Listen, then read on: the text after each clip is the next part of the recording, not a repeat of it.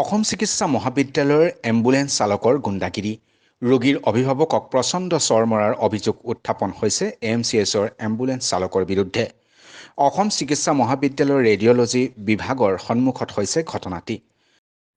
প্ৰথমতে মানে মই পেচেণ্ট এজনৰ ওচৰত আহিছিলোঁ অৰ্থপেডিক্সত মেডিকেল তেওঁ অৰ্থপেডিক্সত তেওঁ এডমিট আছে।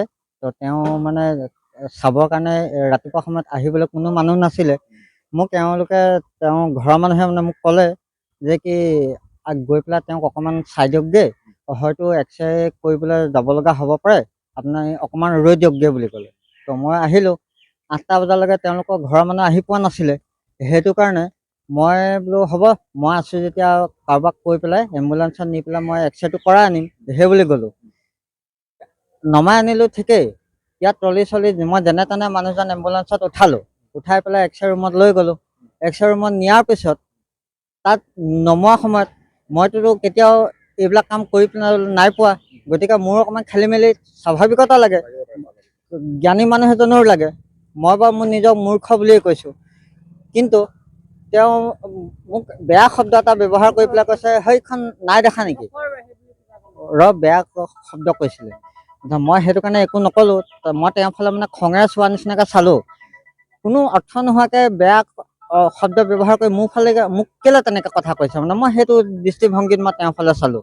তেতিয়া তেওঁ কৈছে, মোৰ ফালে কি চাইছ বুলি কৈ কথা নাই বতা নাই আহি মোক একদম পূৰ্ণহতীয়া চৰ এটা সোধাইছে, মানে অনৰ্থকভাৱে। মই যদি তেওঁক কিবা এটা বেয়াকৈ ক'লোহেঁতেন তেতিয়া তেওঁ মোক মৰা হ'লেও মোৰ গাত নালাগিলেহেঁতেন, কিন্তু তেওঁ মোক বেয়াকৈ কোৱাৰ কাৰণে মই তেওঁৰ ফালে চালোঁ আৰু তেওঁ মোক কৈছে মোৰ ফালে কি চাইছ বুলি চৰ এটা মাৰিলে। সেইটোতো চৰ মৰাটো তেওঁকতো কোনো অধিকাৰ দিয়া নাই। ৰোগীৰ অভিভাৱকৰ অভিযোগ অনুসৰি AMCHৰ অৰ্থপেডিক্সত বিভাগত চিকিৎসাধীন হৈ থকা এগৰাকী ৰোগীক AH06BC 6159 নম্বৰৰ AMCHৰ এখন এম্বুলেন্সৰ দ্বাৰা AMCHৰ ৰেডিঅ'লজি বিভাগলৈ এক্সৰে কৰিবৰ বাবে প্ৰেৰণ কৰা হৈছিল। তেনে সময়তে ৰেডিঅ'লজি বিভাগৰ সন্মুখতে এম্বুলেন্সখনৰ চালকজনে ৰোগীগৰাকীৰ অভিভাৱক হিচাপে থকা সুদৰ্শন শৰ্মা নামৰ ব্যক্তিজনক বিভিন্ন অশ্লীল ভাষাৰে গালি গালাজ কৰাৰ লগতে গালত এটা প্ৰচণ্ড চৰ মৰাৰ উপৰিও ব্যক্তিজনক সেই স্থানতে প্ৰাণে মৰাৰ ভাবুকি দিয়াৰো অভিযোগ উত্থাপন হৈছে। ভৰ্তি কৰি ৰাখিছোঁ, কিন্তু পেচেণ্টজনৰ শুকুৰবাৰ দিনা অপাৰেশ্যন হৈ গ'ল। অপাৰেশ্যন হৈ যোৱাৰ পিছত এটা এক্সৰে কৰিবলৈ দিয়ে। সেই এক্সৰেটো কৰিবলৈ মানে মই ঘৰৰ ওচৰত মানুহ পঠিয়াইছিলোঁ। মোৰ মানুহ আহিবলৈ মানুহ নাই, মইতো মানুহৰ ঘৰত কাম কৰোঁ।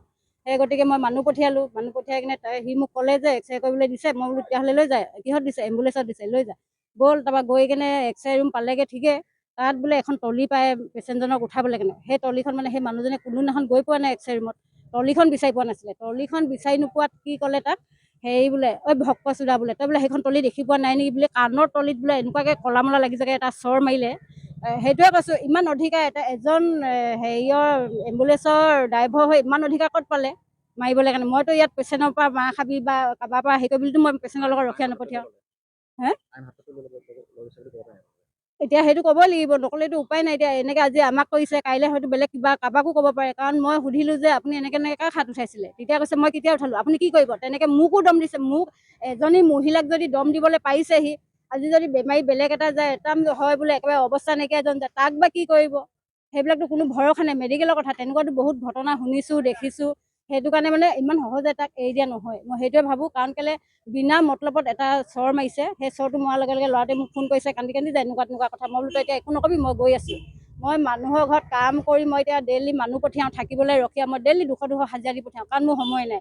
মই দিনটোত এপাক আহোঁ, আহি ভাতকেইটা দিওঁ, গধূলি মই ইয়াৰ পৰা গৈ পাওঁগৈ বৰবাত থাকোঁ, 7টা বজাত পাওঁগৈ। 7টাত পাই মই আকৌ নিজৰ কামলৈ যাওঁ, 9টা 10টাত মই ঘৰত সোমাওঁ।